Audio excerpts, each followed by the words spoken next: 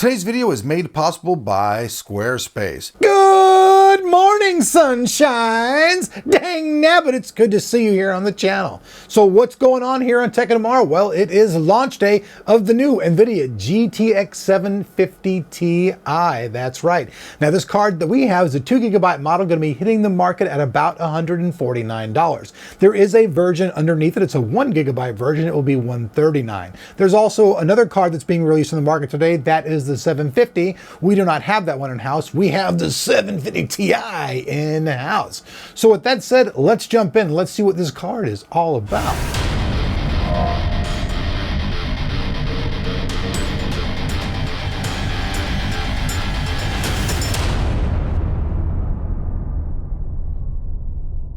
Now, before we actually jump in and talk about all the specs and the testing and all that good stuff, let's talk about the cards we're testing them against and take a look at them. Now, we haven't got the 265 from AMD. For some reason, those folks don't show us a lot of love. And if you want them to show us love, go over and Twitter them, twerk them, go onto their homepage, send them a message and say, hey, give Tech of Tomorrow some love. But we do have to have the 260X, and we also have the GTX 650 Ti. Now, I got all these cards behind me. This is the new card right here. Now, this thing's very, very small. 5 3/4 inches by 4 inches by 1.5 inches. We'll have that all translated into metrics as well for you guys. But this is pretty much the smallest mid-level gaming card I've ever seen. Like I said, this thing's going to be priced at $149 for the 2GB version that I've got right here in my hand, but it's very small. Now let's look at the next card. This is the PNY 650 Ti. Now you guys can see these are both 2-slot design cards. Although the PNY card is a little bit thicker, it's about 2 inches. This one's 1.5 inch, and you can see it's also a bit longer. This card's about 6.5 inches long, while this one's 5 3/4. The IOs, you guys can see, are pretty similar, quite a bit the same. So let's move on. Now let's take a look at the AMD competition. Next up, the XFX R7 Now this one is a little bit cheaper, but it's pretty comparable as far as the numbers go. Now you guys can see this bad boy is quite a bit larger. Once again, 2-slot design. As far as the width goes, this is once again going to be about 2 inches, but as far as length go, check it out. This card's a little bit over 7 inches, 5 3/4 inches. Much heavier card as well. Rear IOs are, they're pretty similar. You get a little bit more though on this AMD card, as you guys can see. They have a little bit more options on that card. Now let's move forward. Let's talk about some of the specs and then jump in and see the testing. Maxwell has improved the utilization of their cores by changing the architecture behind their SM and its control logic technology.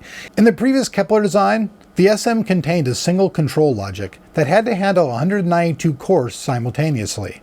But now NVIDIA has split that single core into 4 cores that now handle 32 cores apiece. So what that really boils down to, folks, is that the power/performance ratio is now 4 times better than previous generation chipsets. Now this thing has a TDP of 60 watts. Pretty incredible, right? All the power is coming right through the PCI lane, so you're not going to have to plug it in whatsoever. Also, the power requirements are about 300 watts of power supply. That's what they're saying is like your minimum that you want to go to. Something smaller might work, but hey, to be safe, you probably want to follow around what they're recommending for you.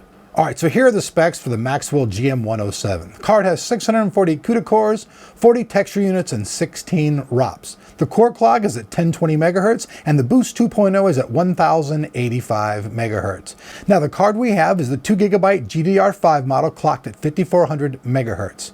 It also features 2 64-bit memory controllers for a total of 128-bit memory interface. The total memory bandwidth of the card is 86.4 gigabytes. The card was also made on the current 28nm process. So those are the tech specs, folks, and with that said, let's rock out to the benchmark song.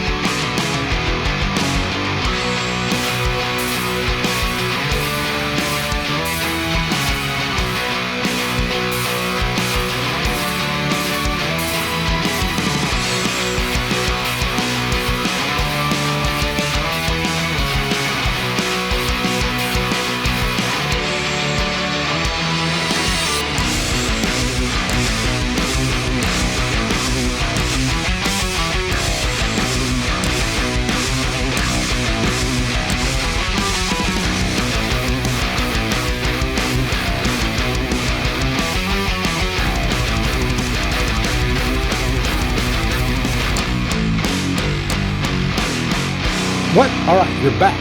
So that's it, folks. And by the way, if you guys like that song, it's called The Human Zoo. And you guys can actually listen to this music for free over at www.techoftomorrowmusic.com, which we actually made using Squarespace. And you guys can try Squarespace yourself for free if you'd like to. It's something very interesting. If you're looking for something that's very quick, easy, and efficient, just make a quick website and get up and going, Squarespace is something that you guys are going to want to check out. Now, one thing that's really cool about this, though, is its GUI interface. It has all the drag and drop menus you want to use, all the type of plugins you need to get your website up and going. And one thing that's also ultimately cool is you guys can actually save yourself 10% and get a free trial membership by entering the code TOT2 at checkout. So that's really incredible stuff. You guys can save money, check out what it's like to have your own website, and if you like it, you can stick, and if you don't, you can dump it to the side of the road. But actually, Squarespace is really cool, and it's really intuitive for those who are brand new to creating websites. So all right, folks, so you guys have seen all the tech specs. You guys have seen how it runs. Now you guys can see that it does run a little bit hotter than the 650 Ti card. Well, you know, this thing has a very, very, very tiny fan on it. I was actually joking around about it because the fan on it actually reminds me of like a very old school CPU fans. How many of my old tech friends out there know what I'm talking about? Like back in the old AMD things, this was like an AMD CPU fan. Believe it or not, they were about the exact same size and looked about the same size as that. Pretty interesting stuff. And now this is actually cooling the card. But for a card that's so small, I gotta say, the 750 Ti is going to be a pretty damn good thing, because picture this. It's faster than the card that we tested. Now, when we get a hold of the 265, which you guys know to go bug AMD and let them know we need that card, we'll bring more tests to the tables. Or if it becomes for sale, we'll grab that sucker either way. But for right now, this card is doing very, very well at the price point that it's set for. It's set as a mid-level card. It's priced at about $150. All the other vendors will be jumping on board, so you're going to see the Cooling by Gigabyte and all the other people out there making their cards. Asus, MSI, don't want to forget anybody. You know, you guys are all going to make your own cards based off of this. So with that said, I'm Elric. Thanks for watching this video. If you guys liked it, the like button's down there, and beyond that, down below is the description of all the information if you'd like to purchase one of these cards or just check out more information about this. Also, over on our website, I will have a full written review on this over at www.techoftomorrow.com. So I'll see you guys over there. Take it easy. We'll see you guys back here on Tech of Tomorrow for more tech later. See ya.